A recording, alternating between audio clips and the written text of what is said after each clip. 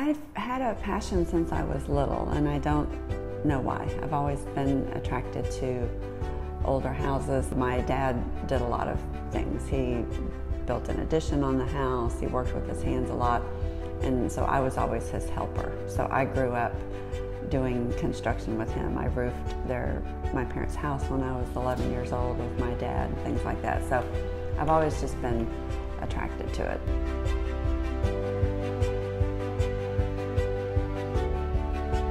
And when my husband and I married, we started buying property that was almost to the point of condemned and refurbishing it and renting it out for rental property. So I got a lot of experience doing that. But I never did get my dream of my little wood Victorian house to do on my own, and somehow I ended up down here in Galveston that has tons of those kind of houses, but I ended up with two gigantic, brick and concrete houses to redo. So I always say they kind of picked me. I didn't get to pick what I wanted, but the house reached out and picked me, and here I am.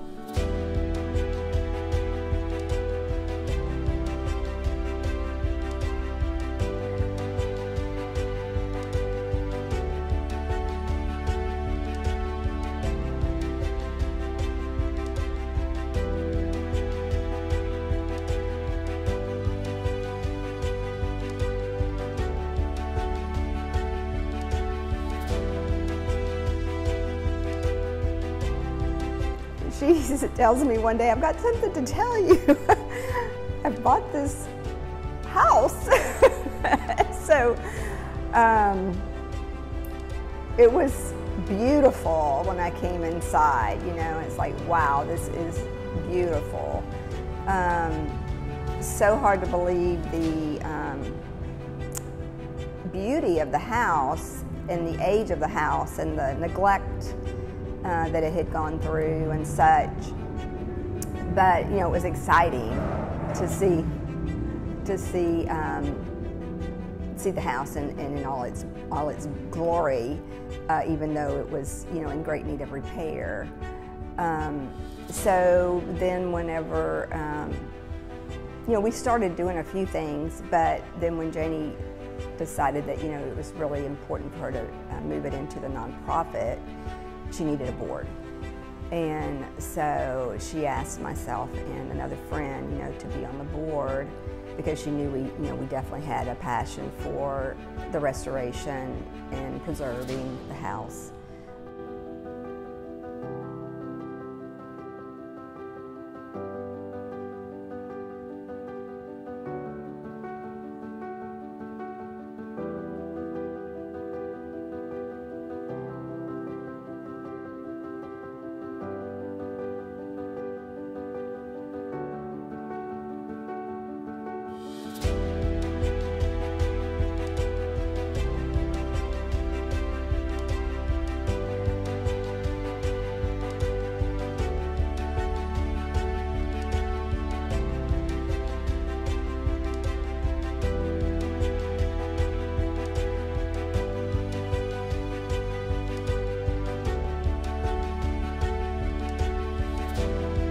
So early in 2023, I started walking around, videoing things, doing video tours of different buildings, historical buildings and things like that.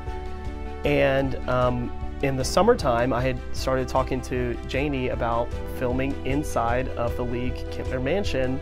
And of course, she's so open to have anybody come in there and explore it. And the work she's doing is truly amazing, because talking to her specifically, she is so interested in the preservation of history. It's not the first building that she's preserved or worked on.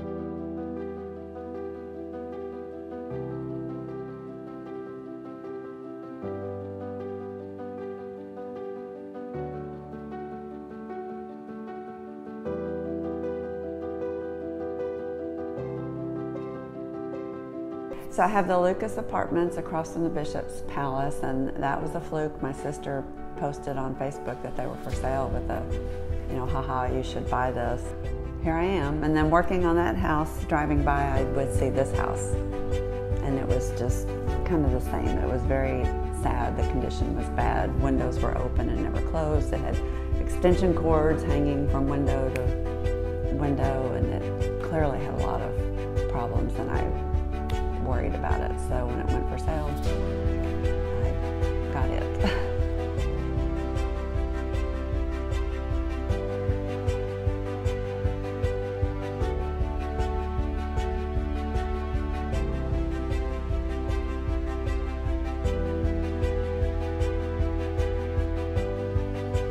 She invited me in to come do a video tour, so we did a 2-part series on all the media outlets that we have, so YouTube, Facebook, Instagram, 2-part series on the Lee Kempner Mansion, exploring the history of it, exploring kind of the work they're doing now. Each room she would tell me the history of and everything that she knew about it, and it was just fascinating. And then when you actually get to go into that house and see how large and expansive it is, and then tie that back to the history of J.C. League and the Kempner family, that are, you know, huge names in this area in Texas. It's just fascinating.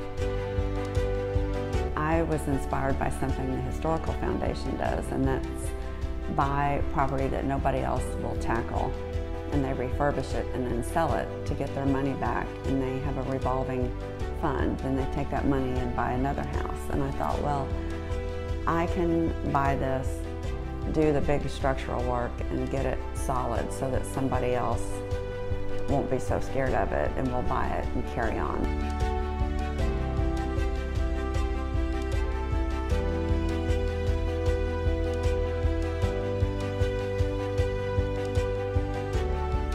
The problem came once I was in here and really working on it, because when I bought it, it was covered in plywood and you couldn't see anything. It was dark, it didn't have electricity.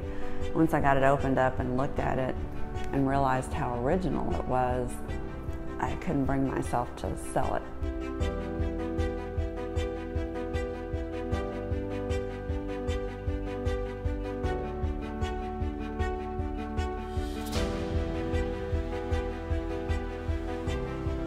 And I thought they would just kill me to know that somebody came in and messed with the inside of the house. So then I was a little bit stuck. So I was prepared to fund it for a couple of years, but I was thinking I'd get my money back. But then I came up with the idea of putting it into a nonprofit, because that way it can be protected forever. No individual can ever buy it and make it a family home. It'll be open as a museum to the public. We can start raising money and apply for grants. We don't have to pay property tax. We qualify for preservation tax credits to help lower the cost of restoration, and we don't have to hurry.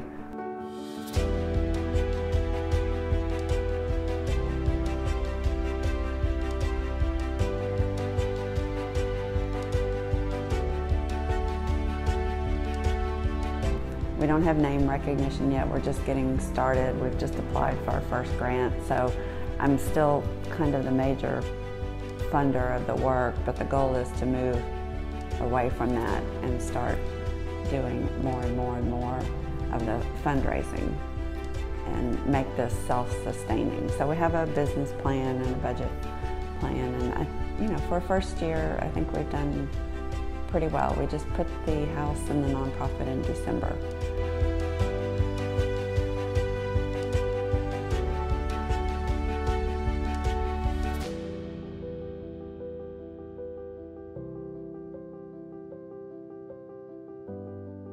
One thing that's so special about this house is it's so original. It was never changed.